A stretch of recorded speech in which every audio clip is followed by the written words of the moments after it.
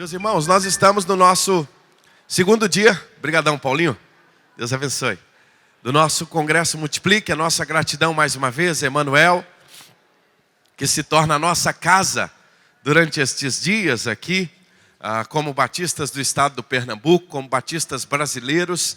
Hoje nós estamos aqui, estamos lá em Maringá e também estamos em Santo Antônio de Jesus, na Bahia. Essas três cidades nesse final de semana estão recebendo a Conferência Regional Multiplique em 3 estados. Obrigado, meu irmão.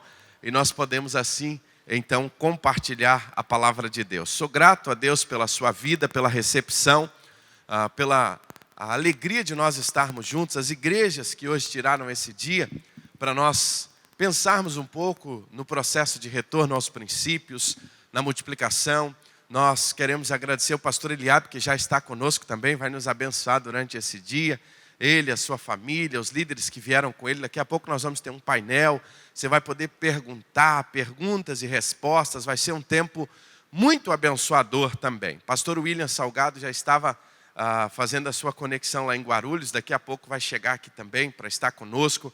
Vai ministrar algumas das oficinas, vai falar à noite. Pastor William é um dos pastores da primeira igreja batista em Campo Grande, lá no Mato Grosso do Sul. Essa igreja talvez seja uma das igrejas batistas da nossa convenção, que há mais anos está envolvidas diretamente com pequenos grupos ininterruptamente. Nós tivemos muitas igrejas que se envolveram, de alguma forma se envolveram, pararam, se envolveram, pararam, mas o pastor Gilson Breder, desde 1993, logo depois ali dos NEBs, ele não parou, e esta igreja hoje tem quase 500 pequenos grupos funcionando semanalmente nas casas, e são 6 cultos no final de semana, e tem uma experiência muito preciosa para compartilhar conosco. E a história do William é alguém que conheceu a Jesus através de um pequeno grupo, se converteu num pequeno grupo, foi discipulado num pequeno grupo, foi líder em treinamento de um pequeno grupo, foi líder de pequeno grupo, foi supervisor, liderou uma área e hoje pastoreia uma rede com mais de,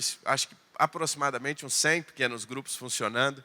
E ele vai estar aqui conosco, que é alguém que vivencia todo esse processo ao longo de toda a sua história de vida cristã. Então, tem muito a compartilhar conosco, muitas experiências, mas mais do que isso, as Escrituras Sagradas, e ele vai compartilhar conosco hoje também durante a tarde. Nós queremos, mais uma vez, louvar a Deus e exaltar pela sua vida. Nossos missionários também estarão aqui partilhando, vários que estão aqui. Eu queria que todos os nossos missionários, nós que somos missionários de missões nacionais, pudessem se colocar de pé nesse momento, os que estão aqui. Essa equipe linda está aqui com os irmãos, liderada pelo nosso querido Jamerson. E nós vamos, durante todo o processo, os irmãos vão poder ouvir o testemunho da Kelma, de todos os demais que estão conosco aqui durante este dia, em nome do Senhor Jesus. Deus abençoe. Nós somos missionários dos irmãos.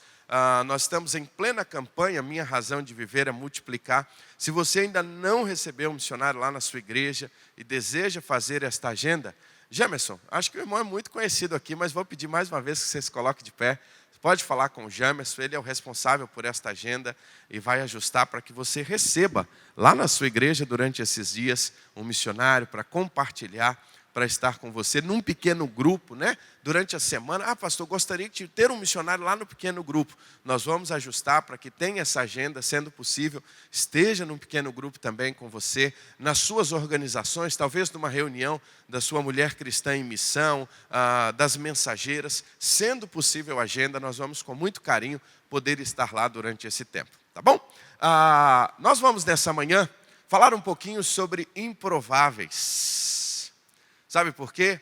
Porque Deus usa pessoas simples para obras extraordinárias. Vamos repetir juntos?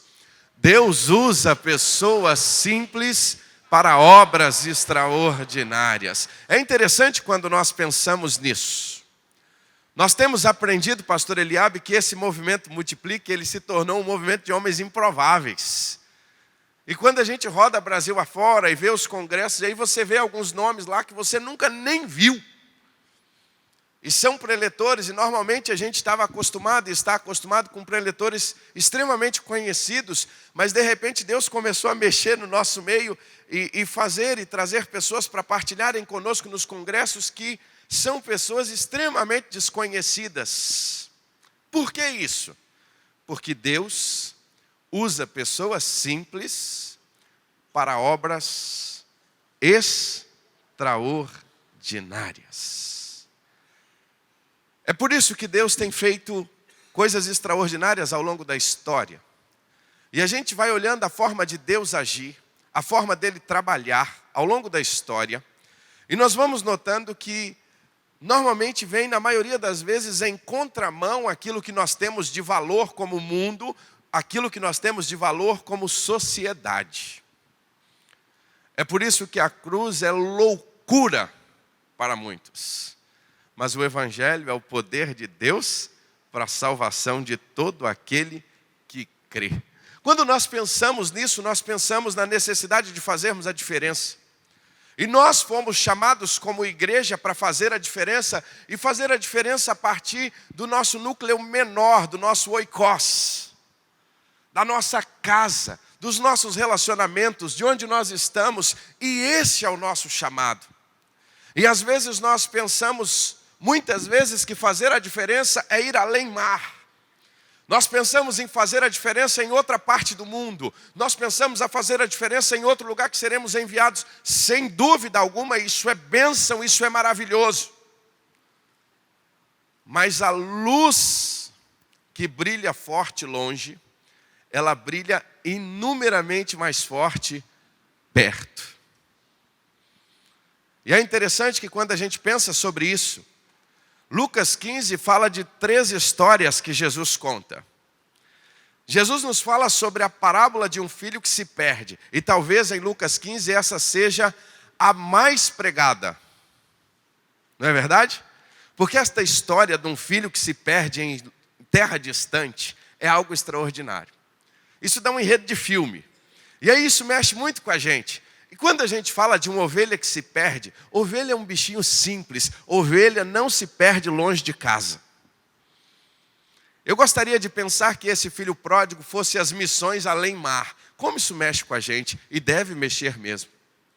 O filho pródigo seria aquela ovelha que se perde mais dentro de casa. Então é o nosso contexto missionário, bem perto.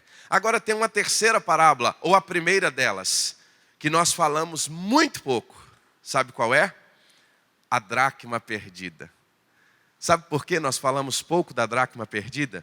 Porque a dracma não perdeu no quintal, a dracma não foi perdida distante.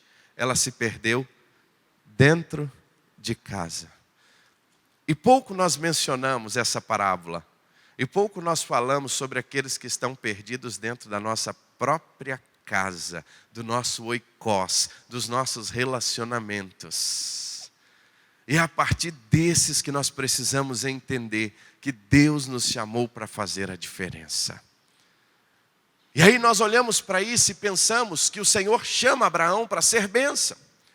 Isso começa lá atrás, o chamado de Abraão é ser bênção na vida de pessoas. Abraão, enquanto o mundo quer ter o seu nome engrandecido, enquanto as pessoas querem ser lembradas, eu farei de você uma grande nação e o abençoarei, e eu engrandecerei o seu nome. É eu que irei fazer, Abraão, fica tranquilo. Seja bênção, Abraão. Seja bênção na vida das pessoas. E aí nós precisamos entender que nós somos esse povo em marcha. Fomos chamados para abençoar todas as pessoas, todas as famílias da terra. E aí nós precisamos compreender. Só que quando a gente começa a falar disso, aí alguém diz assim, tô fora. Esse negócio é trabalho do pastor. Afinal, ele é pago e bem pago para isso. Eu pago o meu dízimo. Não é essa a compreensão que às vezes algumas gerações têm? Primeiro que dízimo você não paga, você devolve. Porque na verdade nada que nós temos é nosso. A primeira coisa que a gente precisa reconstruir é o conceito de mordomia, que para nós está errado. E principalmente depois do movimento neopentecostal, que aí vai dizer que você então dá para receber 10 vezes mais. Não, primeiro que você não dá nada, que você não tem o que dar. Nós não temos o que dar, porque afinal nada é nosso, nós devolvemos. E quando nós devolvemos, e aí alguém diz assim, devolva 10% e fique com 90%. Não, você vai ficar com 100%, porque você não tinha nada. Esse é um equívoco nosso. E aí nós devolvemos parte do que nós temos, em gratidão ao Senhor, em obediência à palavra, mas aí a gente diz assim, isso é trabalho do pastor. Ele é pago. Não, querido, seu pastor não é pago. Primeiro que ele não é pago por você. Primeiro que o sustento dele, desculpe só abrir esse espaço aqui, que às vezes a gente acha que o sustento do pastor é algo que a gente paga. O sustento dos ministros, não, irmãos, o pastor depende de Deus. Quem sustenta os obreiros são o Senhor.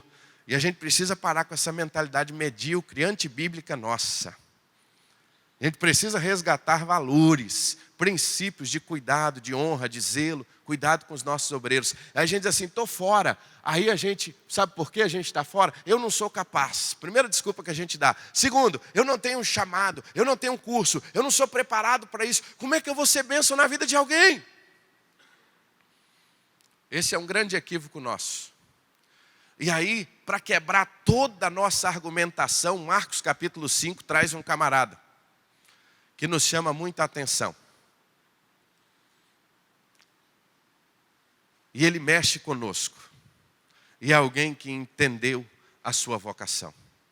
Alguém que viu quem ele era. Alguém que viu o seu perfil.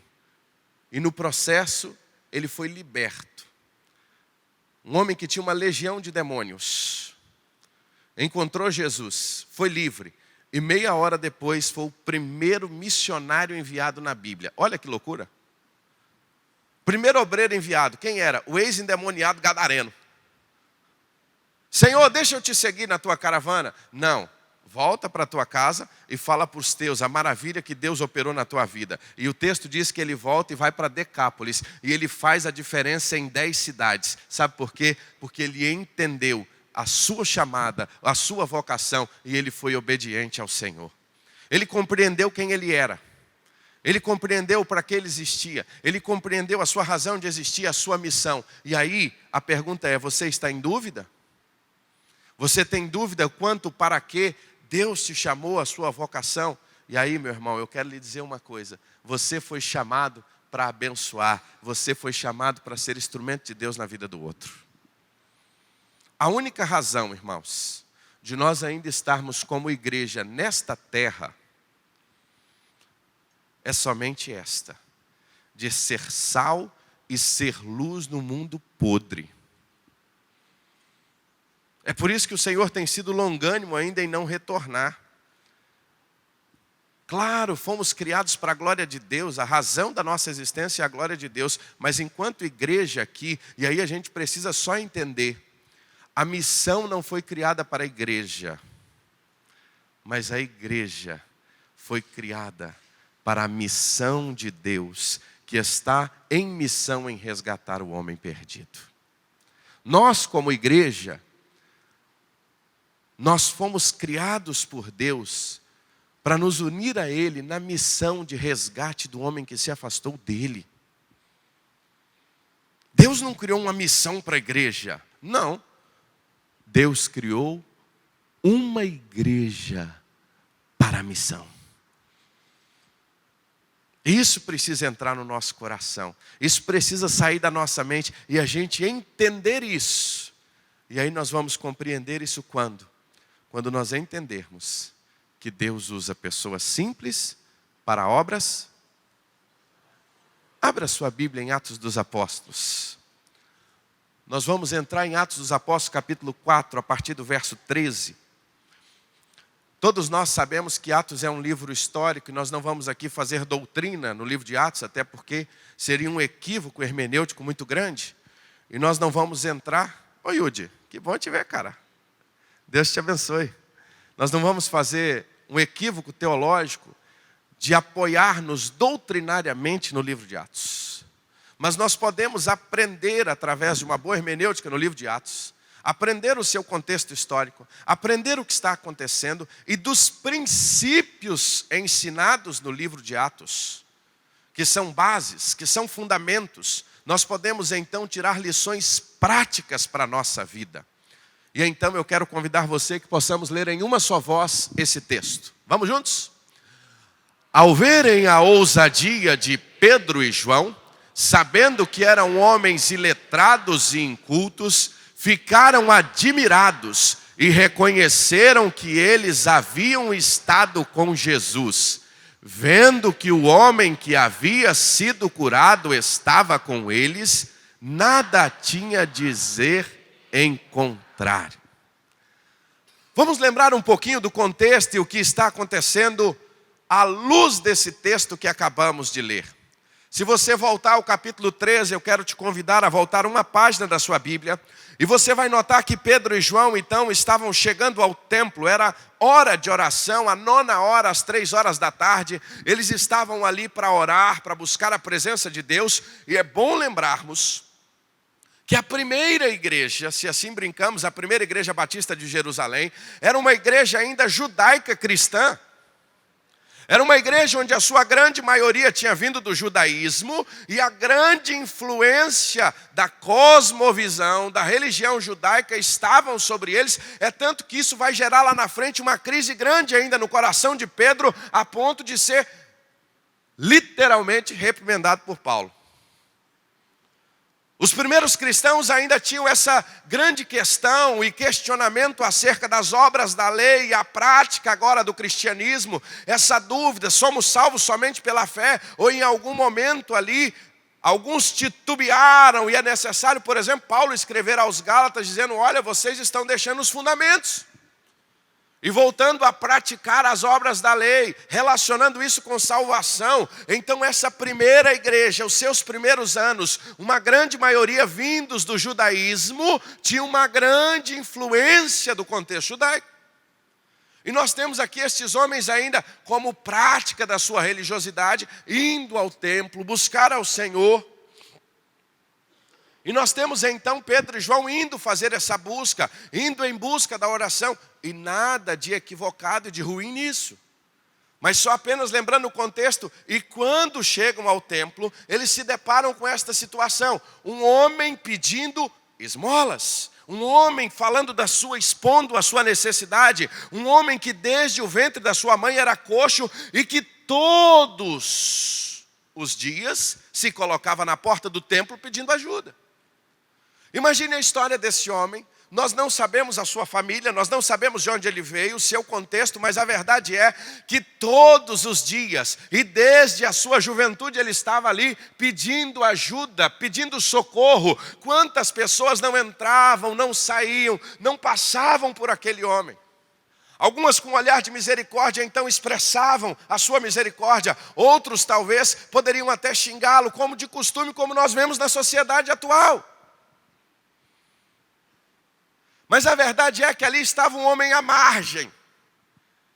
E não imaginava ele que aquele dia a sua vida seria transformada. Ele não saiu de casa imaginando que ele voltaria andando tranquilamente. Ele não saiu de casa pensando no que iria acontecer. É muito provável que essa expectativa ele já nem teria mais. Sabe por quê? Porque uma das piores coisas que acontece quando a gente está dentro de uma situação é a gente achar que não tem mais jeito de sair dela. Lá na Cristolândia a gente vê muita gente assim, o cara ficou tanto tempo na rua, e ele está tanto tempo jogado que ele nem acredita mais que ele pode sair daquele estado. Ele já se tornou escravo daquela situação. Os anos, as circunstâncias, mas não imaginava aquele homem que este dia seria diferente. Então quem está indo ao templo? Pedro e João. E eles são abordados com um pedido de ajuda. E é interessante que Pedro vira e dá uma resposta fantástica. Ele diz assim, eu não tenho prata e eu não tenho ouro. Mas o que eu tenho, eu te dou. Levanta e anda. Que coisa extraordinária. Pedro então vira para ele, diante do seu pedido, e diz, eu não tenho prata e eu não tenho ouro, mas o que eu tenho eu lhe dou, levanta e anda. Quero só abrir um parêntese rapidamente. Talvez o grande desafio da igreja odierna, como usava esta expressão o pastor Heber Vasconcelos, da igreja atual, é nós termos muita prata e muito ouro. mas não podemos dizer: levanta e anda. Eles não tinham prata e eles não tinham ouro, mas eles tinham a autoridade do nome de Jesus. E eles então, usados pelo Senhor, diz aquele homem: levanta e anda. E ele foi curado. E aquilo, irmãos, fique imaginando essa situação. Tantas pessoas que o conheciam ali, tantas pessoas que tinham visto ele, aquilo trouxe um alvoroço. Se você continuar lendo o texto bíblico, vai dizer que aquele homem sai correndo para junto deles. E ali acontece então o povo vê toda aquela situação e Pedro usa aquela situação e traz um sermão extraordinário, uma mensagem extraordinária. E ele fala de Cristo Jesus, ele fala do Salvador, ele apresenta, e é interessante que na sua mensagem Jesus é o centro, e ele fala de arrependimento, ele fala de conversão, e aí, meus irmãos, ele fala da ressurreição. Só que ele ainda estava falando, diz o capítulo 3, que enquanto ainda ele pregava, anunciava, testemunhava das grandezas de Deus, chegam então as autoridades da época, os sacerdotes, o capitão do templo, os saduceus, e diz o texto que eles estavam doendo demais. Não sei como é que está a sua expressão aí, capítulo 4, verso 3, doendo-se muito de que ensinasse o povo e anunciasse em Jesus a ressurreição dentre os mortos. Eles não conseguiram enxergar o milagre e a transformação daquele homem. Eles não conseguiram ver a bênção de um homem que uma vida inteira estava ali, pedindo ajuda, à margem da sociedade, que agora está curado. Mas eles estavam com o coração doendo, porque eles estavam ensinando acerca de Jesus. Como é ruim quando o nosso coração não consegue se alegrar e ver o que Deus está fazendo através do outro. Cauterizado pela religiosidade. Cauterizado por todo um sistema, cauterizado pelas formas.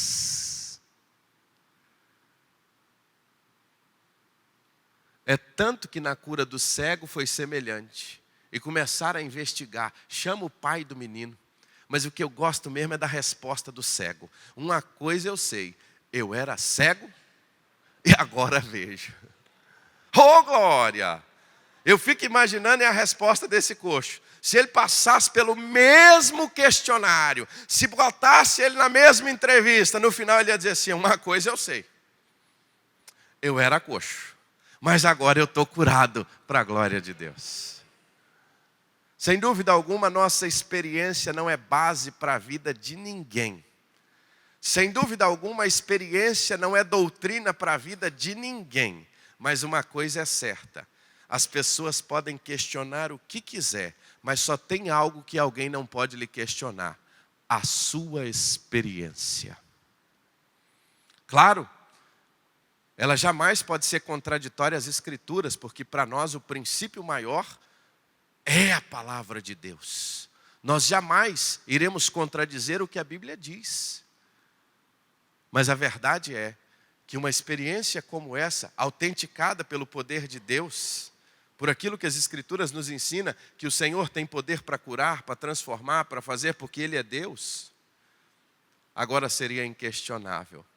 Mas fruto disso, Pedro e João foram presos. São levados para o presídio, são levados para a prisão, melhor dizendo, a prisão daquele momento. E aí então, literalmente o capítulo 4 continua.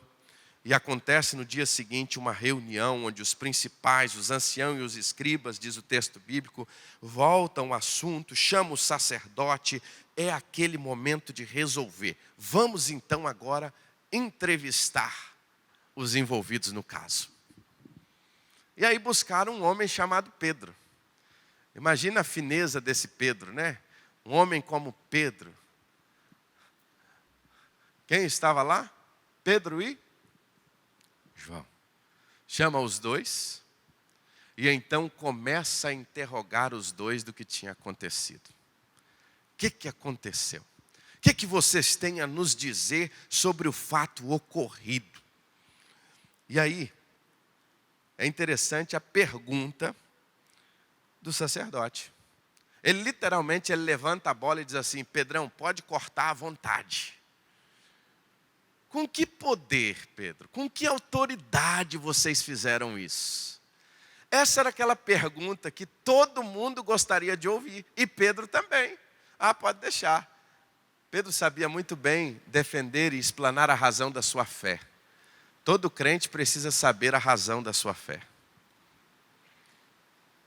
Por que você crê no que você crê? Por que você acredita no que você acredita? Então, ao levantar a bola, Pedro vem e corta. Pá! E é ponto. Porque a sua cortada foi extraordinária. Ao ser questionado, Pedro, por que você fez todas estas coisas? Pedro, então, novamente, dá uma lição. E ele começa dizendo: vocês estão nos interrogando acerca do benefício que nós fizemos a um homem. Vocês estão nos questionando porque um homem foi literalmente abençoado, foi curado, que é conhecido de todos vocês, de todo Israel. Sabe em nome de quem que nós fizemos isso aqui? Nós fizemos isso aqui, não foi no nome de Pedro, não foi no nome de Paulo, não foi no nome de João, não foi de nome de nenhum de nós, foi no nome de Jesus.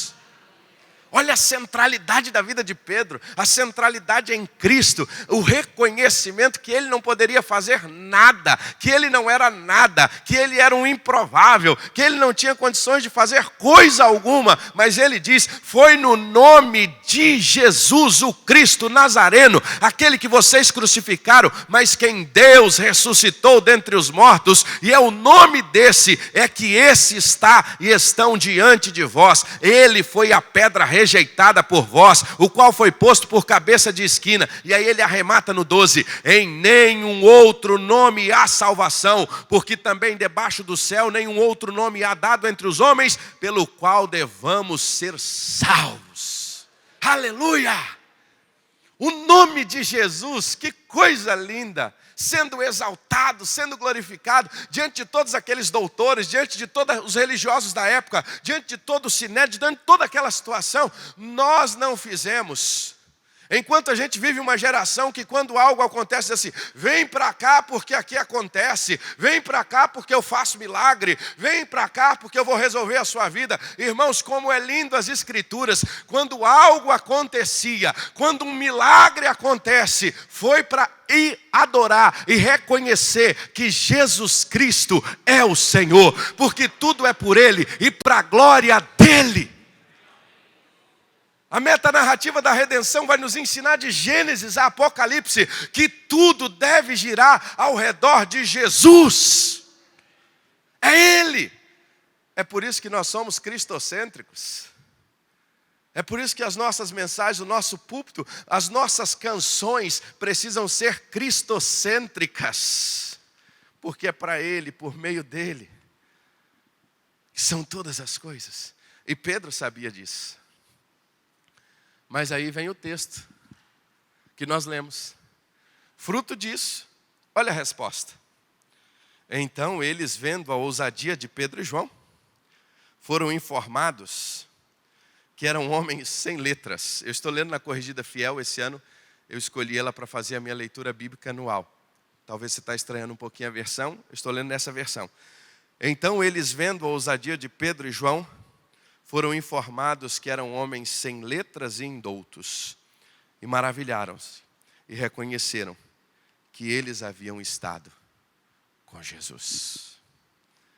É interessante olhar para estes homens. Pedro, depois do seu discurso, Pedro, depois de tudo que aconteceu, eles chegaram a uma conclusão: olha, esses caras aí, eles podem não ter conhecimento não. Eles não podem ser reconhecidos pelas nossas escolas. Eles não têm os nossos selos de qualidade. Eles não têm os nossos diplomas. Eles não têm o reconhecimento que nós gostaríamos que eles tivessem. Mas uma coisa nós não podemos negar: eles estiveram com Jesus. E isso não tem jeito da gente negar, não. Isso não tem como da gente negar, não. Isso não tem jeito da gente negar. E é esses homens que o Senhor usa.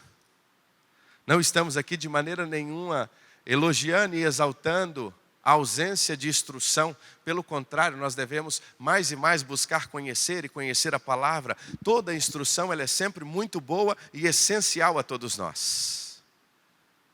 Mas o que o Senhor estava mostrando, que enquanto todo aquele contexto, os valores humanos eram os mais ressaltados, Deus pegou homens simples, que aos olhos humanos, aos olhos dos doutores, aos olhos das pessoas daquela geração, jamais poderiam ser até mesmo usados por Deus. Mas para mostrar que Deus usa gente como eu e você, gente simples, do dia a dia, professor, dona de casa, carpinteiro, eletricista, professor de academia, corretor de imóveis, advogado, médico, seja quem for. Sabe para quê? Para a sua glória. E Ele quer usar a sua vida. É por isso que o véu se rasgou. É por isso que quando o Senhor expressa tetelestai, está consumado, o véu se rasga. Sabe por quê? Porque agora o Santo dos Santos pode ser acessado por todos nós. E isto é uma grande bênção, o sacerdócio universal. Mas isso também é uma grande responsabilidade. Doutrina batista da nossa declaração doutrinária, doutrina bíblica, que está na nossa declaração, mas muitas vezes não está na nossa vida. Todos agora somos chamados, aí Pedro vai dizer, a anunciar as virtudes daquele que vos chamou das trevas para a maravilhosa luz. O que nós aprendemos com esses homens? De maneira muito simples, Deus usa pessoas com ousadia.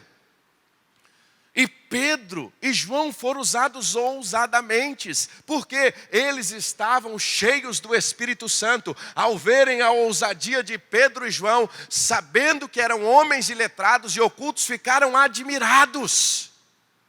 Irmãos, que coisa extraordinária é ver um crente ousado, mas não para fazer besteira, ousado não para falar mal do outro, mas ousado em testemunhar do amor de Cristo. A ousadia de Pedro era fruto de estar cheio do Espírito Santo. E aí é interessante, nós vivemos uma geração onde quer caracterizar o estar cheio do Espírito Santo por pular, gritar, algumas expressões e formas, quando na verdade o estar cheio do Espírito Santo nos leva a ter a ousadia de proclamar a presença de Deus, o que Ele fez em nós e anunciar a Jesus Cristo. Quem está cheio do Espírito Santo e não anuncia Jesus, tem alguma coisa errada, essa conta não fecha. Ser cheio do Espírito Santo é não aguentar ficar calado. É anunciar a Jesus Cristo com simplicidade, na maneira de ser. Pedro também foi ousado e ele era fruto da certeza de com quem ele tinha falado e de quem ele estava falando. Ele não estava falando de alguém que ele não conhecia, ele estava falando de alguém que ele teve intimidade, de alguém que ele se relacionava. E quando nós falamos de alguém que nós temos intimidade, nós falamos com ousadia. A nossa geração tem dificuldade de falar com ousadia de Jesus, por quê? Porque nós não conhecemos a Ele. Apenas na superficialidade. Porque nos falta, irmãos, literalmente, reconhecer e viver o que a nossa palavra e as nossas doutrinas nos ensinam, que nós já fomos revestidos de poder.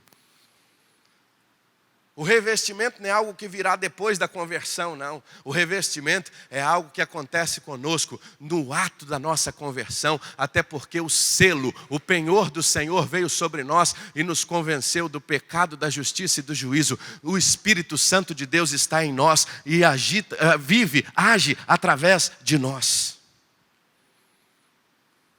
Age em nós, nos convence, nos muda, nos faz lembrar, nos leva a adorar a Jesus. Leia João 16.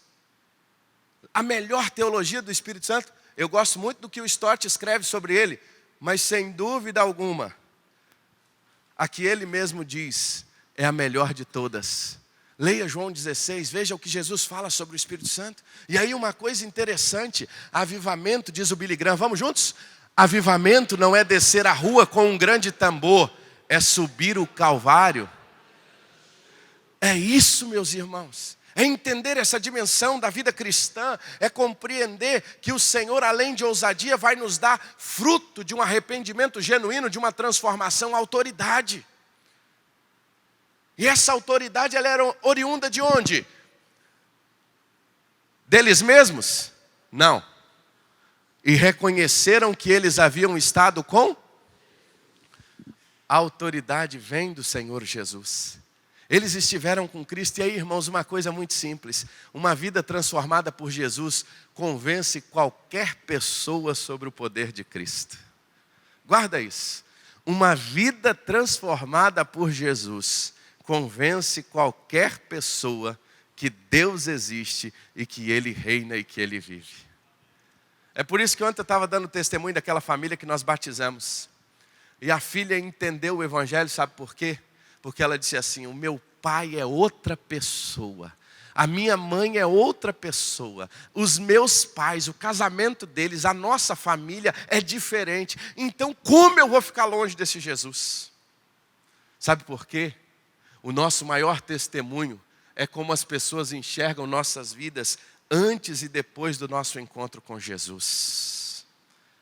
Como é que as pessoas nos enxergam antes de conhecer a Jesus e depois de conhecer a Jesus? Ah, pastor, mas eu cresci na igreja. Ok, mesmo quem cresceu na igreja num determinado momento da sua vida, teve uma experiência de conversão, nasceu de novo. E nós precisamos mais e mais resgatar o que Jesus disse a Nicodemos. Nicodemos, vos é necessário? O problema é que tem muito crente vivo na nossa geração, irmãos. E se não morrer, não vai frutificar. Jesus foi claro, é necessário morrer.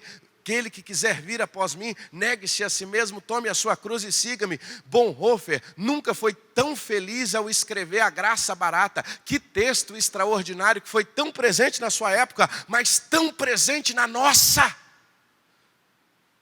Evangelho sem cruz, cristianismo sem conversão, adesão. A autoridade será fruto de experiência de transformação. E aí eu digo a você uma coisa, é muito fácil reconhecer uma pessoa que anda com Jesus. Vamos repetir juntos? É muito fácil reconhecer uma pessoa que anda com Jesus. Quem anda com Jesus, irmãos, também tem uma mensagem, e Pedro tinha essa mensagem. Uma mensagem, e ele cheio do Espírito Santo, ele prega de maneira extraordinária, e a sua mensagem era de poder. Mas não poder pelo poder, não poder para se auto-engrandecer, não poder como se tem o entendimento na nossa geração, mas era uma mensagem de poder, porque era uma mensagem que transformava. Era uma mensagem de transformação, de esperança, de salvação e de mudança. Essa era a mensagem de Pedro. E ele então trouxe, Deus usou a vida deles. E eu quero terminar nessa manhã, porque meu tempo já se foi, apenas te contando uma história. Eu nasci em Minas Gerais, e eu sou mineiro, como um bom mineiro e sofredor, torcedor do Atlético Mineiro. Sofrência dobrada. Tem algum mineiro aqui, irmãos? Levante a mão os mineiros que estão aqui. Olha aí. Alguém quer ser mineiro, irmão? Levanta a mão também. Nós nascemos lá na terra do ai, do pão de queijo, né, minha irmã? Jogar um queijo assim, nós saímos correndo atrás. Nós somos aquele povo que gostamos de diminuir e inventar palavras. Falamos de maneira rápida, que ninguém entende. Você vira e fala assim, senhor, passa essa vasta, você não sabe nem o que ele falou, mas ele está falando. E a gente que é mineiro entende esse jeitão nosso. Mas nós também nascemos num estado, porque devido à sua colonização, foi um dos berços também, como os irmãos, como o Nordeste brasileiro, de muito catolicismo. E quando eu olho da minha geração para trás, irmãos, eu não encontro um crente. Você sabe o que é isso? É você tentar de alguma maneira encontrar um crente, para que você entenda como é que era a nossa formação familiar. Eu sou tataraneto de índio, pego no laço mesmo, casado com um português, e aí vem essa família. Mexendo nos documentos da minha avó, faleceu aos 93 anos, ela era neta de índio. Eu encontrei, pastor Edivar, 3 cartas de indulgências que ela comprou em 1946, pagou 45 cruzeiros, uma estava no seu nome, outra no nome do meu avô, e tinha uma sem nome. Eu catei logo essa sem nome. E aí lá dizia o seguinte: ao portador desta carta, dará-se o direito da entrada nos portões celestiais. Olha a concepção de vida, olha a concepção de fé. E na cabeça da minha avó, talvez ter aquele documento dava a ela. Olha que tristeza, irmãos. Mas essa é a formação do meu povo.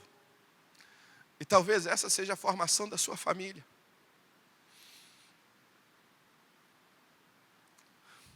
Tanta ignorância das Escrituras. Papai foi trabalhar na construção de Brasília, voltou para Minas Gerais. Eu nasci, sou o caçula de 8, nós somos uma família grande.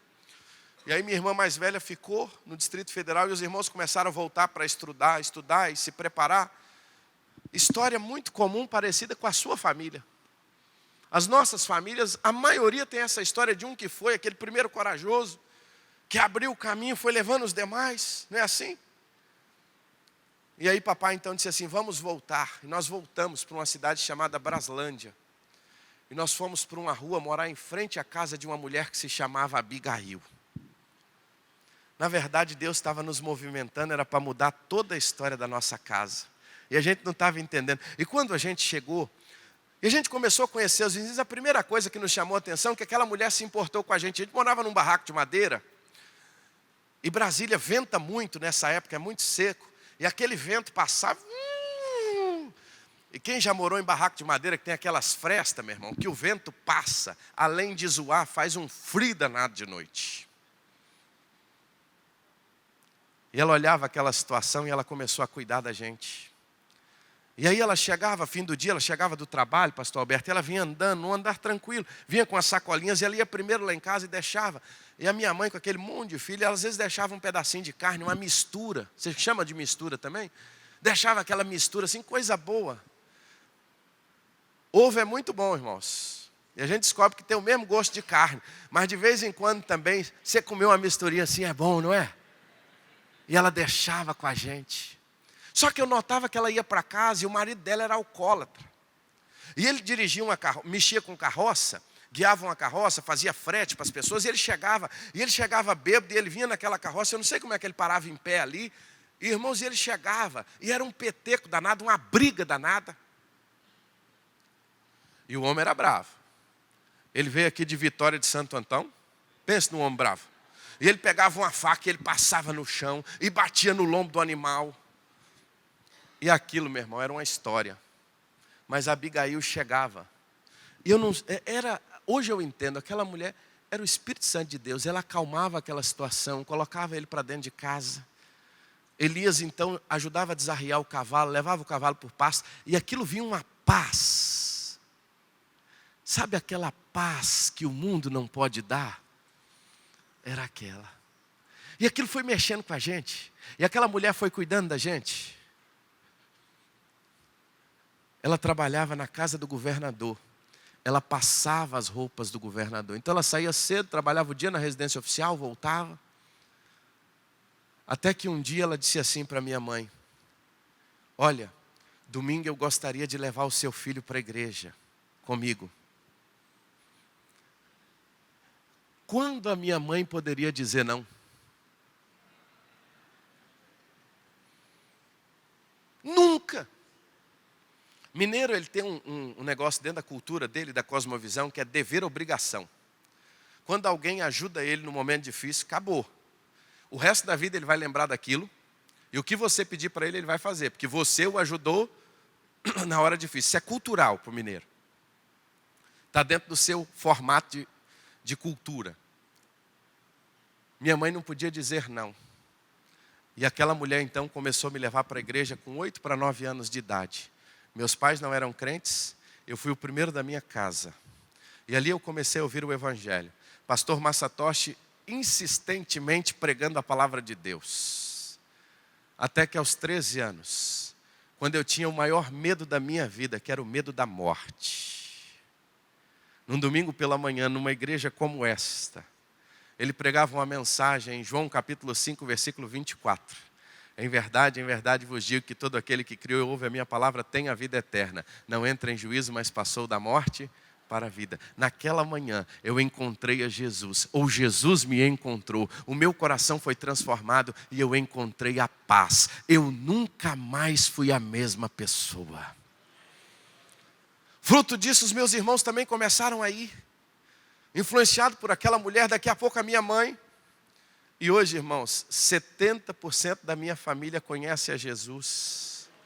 E o resto vai vir ainda em nome de Jesus, porque a gente acredita nisso. Sabe por quê? Porque um dia, Paulinho, uma mulher muito simples, que passava as roupas do governador, e que saía cedo de casa e voltava à noite, e quando voltava vinha assoviando os hinos do cantor cristão, e ela era um contralto, e ela ficava cantando baixinho aqueles hinos, e aquilo mexia conosco. Mas um dia aquela mulher, que aos olhos humanos parecia improvável, atravessou a rua, se importou com uma família que ela nem conhecia, olhou para uma criança e começou a investir na vida dela, e numa família crendo que o evangelho ia transformar aquela casa. E pela bondade de Deus, hoje eu posso estar aqui com você, porque um dia uma mulher muito simples investiu vida quando nós só tínhamos morte.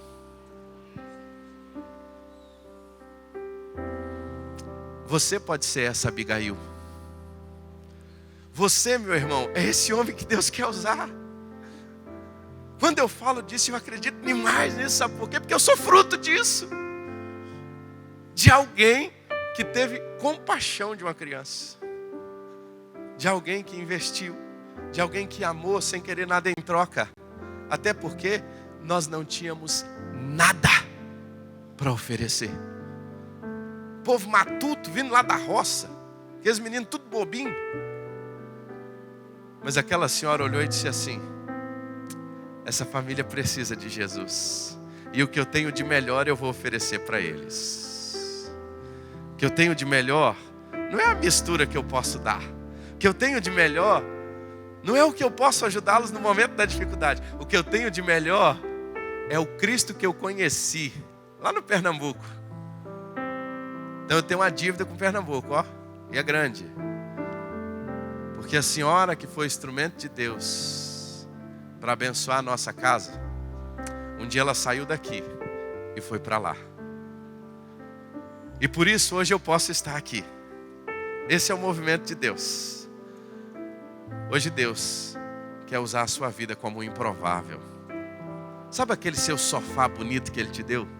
Aquilo é para ter um pequeno grupo lindo ali na sua casa. Sabe aquela mesa linda com 6 cadeiras de 10 parcelas que você já está terminando? Aquilo é para abençoar a gente. Sabe aquele carrão que o papai do céu te deu, bonito? Você não gosta que ninguém coma nem um biscoitinho lá dentro? Faz isso não. Eu sei do seu zelo e do seu cuidado. Mas eu estava lendo Eclesiastes hoje, e Salomão é interessante, o sábio, né? Ele faz uma reflexão sobre, diz assim, tá vendo tudo isso aí? Isso tudo é vaidade, cara, isso vai passar. Então faz o seguinte, aproveita os melhores dias da sua vida, sirva ao Senhor e faça aquilo que agrade a Deus. Porque o resto é resto. Sabe tudo que Deus colocou na sua mão? Sabe aquele concursão que Deus te permitiu passar? Sabe as coisas que Deus está fazendo através da sua vida? Não é porque você é bom, não. Não é porque nós somos bons, não. Sabe por que nós somos maus? Não há nada de bom em nós. Só o que há em bom em nós é o que Deus coloca em nós. Mas de nós mesmos, nós só pensamos o mal, somos tendenciosos para o mal. Isso é desde pequeno. Já nascemos assim. mas a graça nos alcançou. E agora a gente precisa lembrar disso e de dizer: Deus, mesmo na minha incapacidade, eu não sei o que o Senhor vai fazer. Eu também não preciso nem saber. Mas eu só quero dizer ao Senhor: eu estou aqui. Eu queria te fazer um convite. Só fique de pé se você entendeu que Deus está dizendo para você: você é um improvável, mas eu quero usar a sua vida do jeito que você é. Eu quero fazer de você um instrumento nas minhas mãos.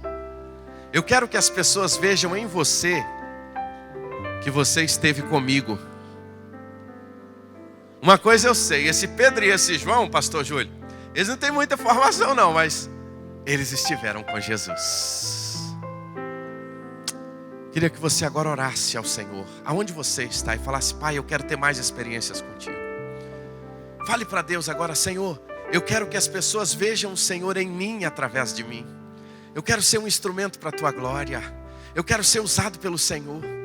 Pai, eu reconheço que ao longo da minha vida cristã, talvez eu ainda não influenciei ninguém, porque talvez eu não tenha estado com o Senhor como eu deveria estar. Talvez eu não tenha gastado tempo contigo. Eu não tenha aproveitado as oportunidades. O Senhor tem me dado vizinhos novos e eu nem sequer falo com eles. Quando fala de pequeno grupo, meu pastor tem falado sobre isso, eu não me envolvo. Eu até acho bonito, fico de longe, mas eu não me envolvo. Não basta gostar, tem que se envolver. Não basta achar bonito, tem que botar a mão no arado. Eu quero abrir a minha casa. Pastor, não dá para abrir a minha casa. Participa na casa de alguém. Não vai faltar uma casa para você participar. Mas talvez você pode abrir a sua casa. A minha sogra, durante muitos anos, ela teve 2 ministérios: oração silenciosa e leitura responsiva. Uma vida inteira eram os 2 ministérios dela. Até que ela descobriu que a sua casa poderia abrigar pessoas. Da casa dela, está completando agora 10 pequenos grupos que saíram de lá. O pequeno grupo dela tem o nome de Gênesis, porque lá é o começo de tudo. Tem 2 anos que toda semana ela lava a área, ela limpa as cadeiras, ela chama os vizinhos. E uma das coisas mais lindas que eu vi acontecer: os seus filhos, o filho mais velho não era crente, a sua mãe não era crente, os seus irmãos não eram cristãos. Nesses 2 anos, ela viu a sua mãe ser batizada, o seu filho ser batizado, a sua nora ser batizada, 2 netas serem batizadas, o seu irmão, que era o mais resistente na fé, toda semana está num pequeno grupo. E hoje a casa da sua mãe já virou um pequeno grupo também. A casa do seu filho virou um pequeno grupo também. Sabe por quê? Porque uma mulher muito simples abriu a sua casa e disse assim: eu quero receber a palavra, eu quero ganhar pessoas aqui. E agora ela está liderando um pequeno grupo de crianças. Que coisa linda. Ela não hospeda mais não, somente. Agora ela lidera as crianças. Sabe por quê? Porque ela é vovó. Ela sabe contar história. Ela sabe cuidar das crianças. Então ela prepara a história e conta a história para as crianças. Ela era improvável aos olhos humanos, mas ela é provável aos olhos de Deus. Você pode ser improvável aos olhos humanos, mas você é provável aos olhos de Deus. Ele quer usar a nossa vida. Pai, nessa manhã nós te pedimos. Não há nada de bom em nós, não temos capacidade alguma, mas nós te suplicamos: usa a nossa vida para a tua glória. Usa a nossa vida para teu louvor.